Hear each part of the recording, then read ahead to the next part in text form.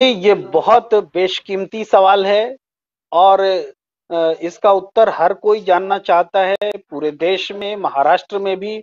और मैं जो आपको कहने वाला हूं, आपको सुनकर हो सकता है कि धारा के विपरीत लगे, लेकिन ये मैं आपको दावे के साथ कह रहा हूं, अपने अनुभव के हिसाब से कह रहा हूं, एक विश्लेषण के हिसाब से कह रहा हूं कि जो महाअघाड़ी सरकार है वो बनी रहने वाली है। आप बोलेंगे कैसे? क्योंकि पूरी मीडिया तो ऐसे दिखा रही कि अब गई कि तब गई।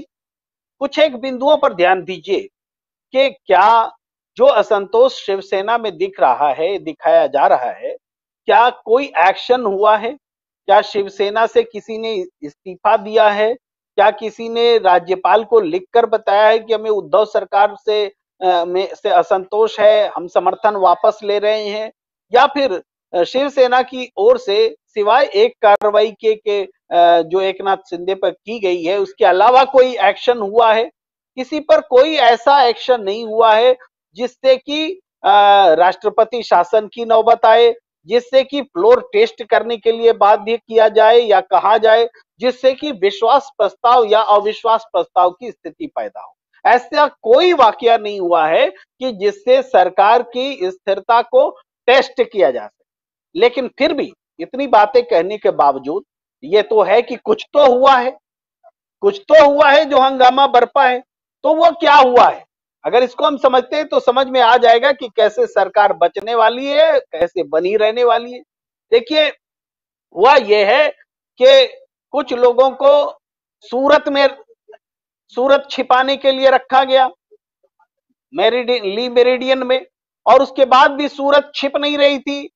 ये वहां से एक एक व्यक्ति, आपने उदाहरण दिया कि आज एक पाटिल वो देशमुख वो लौटे और उन्होंने बताया कि कैसे उनको जबरदस्ती रखा गया था। एक और सम पाटिल हैं जो कि पैदल पानी में भीगते हुए वहां से लौटे महाराष्ट्र, और उन्होंने कहा कि वो उद्धव ठाकरे के साथ हैं। तो यानी वहां किसी बहाने से वहां लोगों को इकट्ठा किया गया। मैं ये नहीं कहता कि कुछ एक लोग नाराज नहीं है, कुछ एक तो जरूर नाराज हैं, लेकिन नाराज कुछ एक थे और बाकी लोगों को बहाने से इकट्ठा किया गया। और वहां गुजरात पुलिस ने उसको होटल में बंद किया, रखा, निकलने नहीं दिया। बीजेपी के प्रदेश अध्यक्ष वहां उनकी अगवानी करते रहे।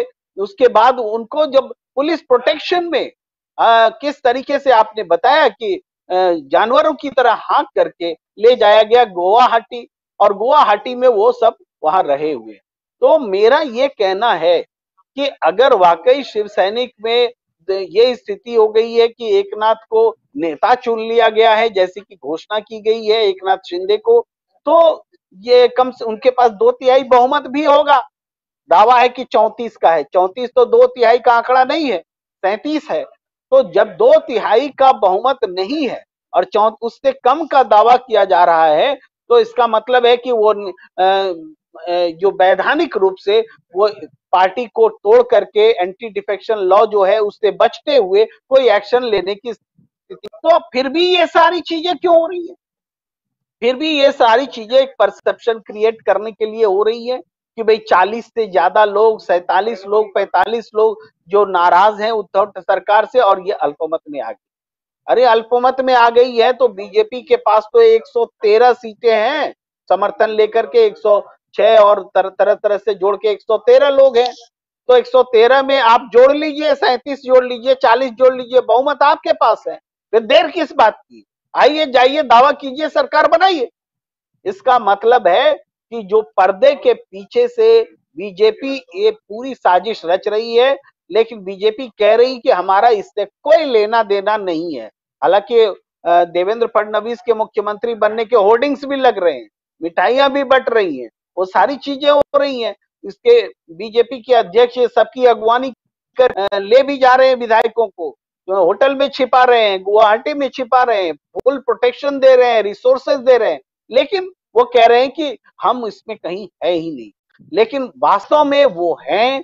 और एक बार जो उनकी नाक कट गई थी, जिसका आपने जिक्र किया 2019 में, जब रातों रात राष्ट्रपति को जगाया गया, राज्यपाल को जगाया गया, शपथ सुबह सुबह दिलाई गई, एक मुख्यमंत्री हो गए, एक उप मुख्यमंत्री हो गए।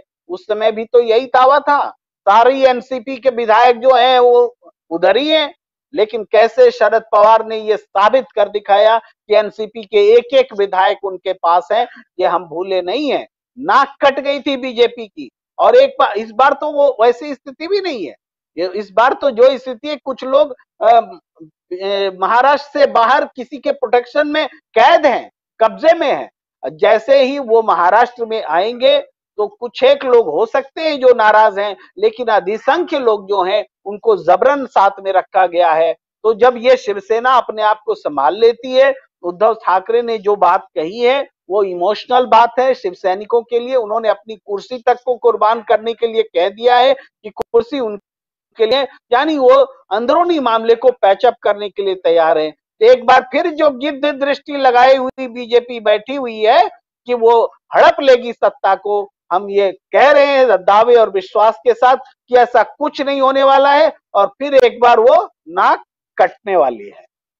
प्रेम कुमार जी, बिल्कुल बहुत ही